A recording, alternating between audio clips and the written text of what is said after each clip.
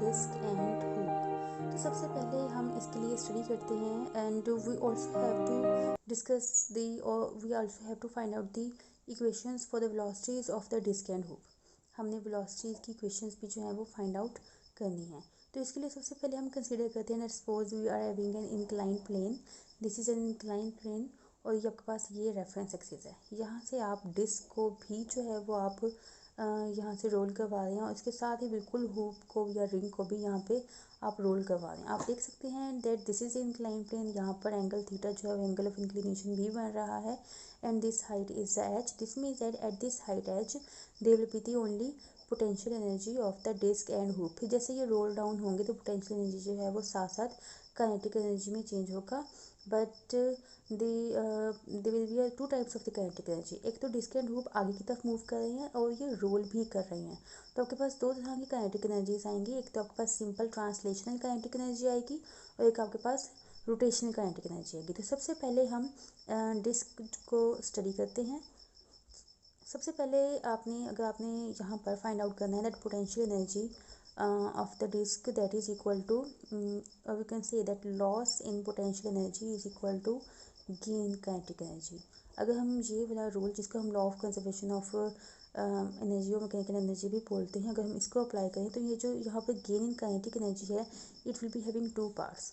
इसमें एक तो एनर्जी आपके पास सिंपल ट्रांसलेशनल आएगी, दूसरी आपके पास काइनेटिक एनर्जी जो है वो आपके पास रोटेशनल आएगी। ट्रांसलेशनल काइनेटिक एनर्जी तो सिंपल आपके पास हाफ mv² होती है, लेकिन ये जो रोटेशनल काइनेटिक एनर्जी है ये भी हमने फाइंड आउट करनी है। तो सबसे पहले हम rotational kinetic energy find out करते हैं। आपको पता है that kinetic energy rotational kinetic energy की जो हमने टॉपिक में लास्ट टॉपिक में हमने स्टडी किया था that was kinetic energy rotational that is equal to half I omega square. But for the disc the equation for the moment of the inertia that is not the same, that the moment of inertia for the disk that is having the equation I is equal to half mr square। अगर हम यहाँ पर moment of inertia में I is equal to half mr square को put कर दें so it will be having a value of half into half mr square omega square. तो ये बन जाएगा आपके पास 1/4 mr square omega square। Here is the r square omega square। We can simply see that we know the relation between the linear velocity and the angular velocity as v is equal to r omega। जब हमने इस chapter के start में study किया था तो अगर v square कर लें so it will be equal to r square omega square, मतलब कि r स्क्वायर ओमेगा स्क्वायर की जगह पे आप v स्क्वायर इजीली पुट कर सकते हैं। तो 1/4 mv square this will be the equation for the rotational kinetic energy.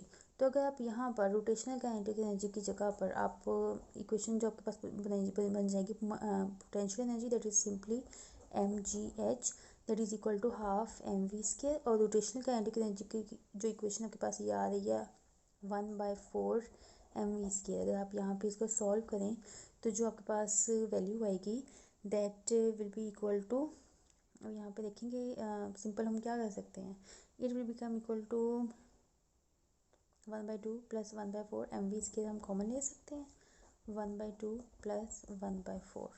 तो आपके पास यहाँ पर जो चीज़ आएगी that will be equal to 3/4 mv square is equal to mgh। m से कैंसिल हो रहा है आपके पास और यहाँ से आप वेलोसिटी की इक्वेशन निकाल सकते हैं। वेलोसिटी की क्वेश्चन आप देखेंगे कि थोड़ा सा अरेंज कर लें इसको। So V square that will be equal to GH 4/3, जब 3/4 जब वहाँ पे चेक कर इट बिकम इक्वल टू 4/3। हमें स्क्वायर नहीं चाहिए so will take the square root on both sides. तो ये आपके पास V is equal to √4GH/3 जो है वो आपके पास आ जाएगा। This is our equation for the disc, this is for disc speed of the disc. अब हम इसी पूरे क्राइटेरिया को अप्लाई करेंगे फॉर द रिंग। तो हम देखते हैं कि हम क्या करते हैं। First of all again we will apply the same rule। now we are going to do the thing for the ring or the hoop। as we know that loss in potential energy that is equal to gain in kinetic energy, but here kinetic energy is again of two types। here is the translational kinetic energy plus rotational kinetic energy. Translational kinetic energy में पता है कि half mv square होती है, तो rotational kinetic energy क्या होगी। तो इसके लिए अगेन हम देखते हैं कि रोटेशनल काइनेटिक एनर्जी की जो इक्वेशन है वो हमारे पास थी हाफ आई ओमेगा स्क्वायर, जबकि यहाँ पर I that is a moment of inertia, और रिंग के लिए जो मोमेंट ऑफ इनर्शिया होता है that is simply equal to M R square. तो ये एम आर स्क्वायर की वैल्यू आप यहाँ पे पुट कर लें, it will be equal to half M R square omega square, और पहले की तरह R square omega square it will be replaced by v square. So kinetic energy rotational that is equal to half M v square. तो यहाँ पे आप value put कर दें, it will be equal to half M v square. तो जो आपके पास half and in half plus half that will be a total, so M v square. और potential energy that is simply M g h, M से cancel हो जाएगा, और आपके पास वी की v square that will be equal to G H.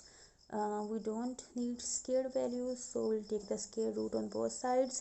So v that will means velocity or the speed of the ring, that will be equal to under root gh. This is for the ring. So now you have got the two major equations there, and those were the required ones. This is the speed or the velocity of the disk, and this is the speed or the velocity of the ring.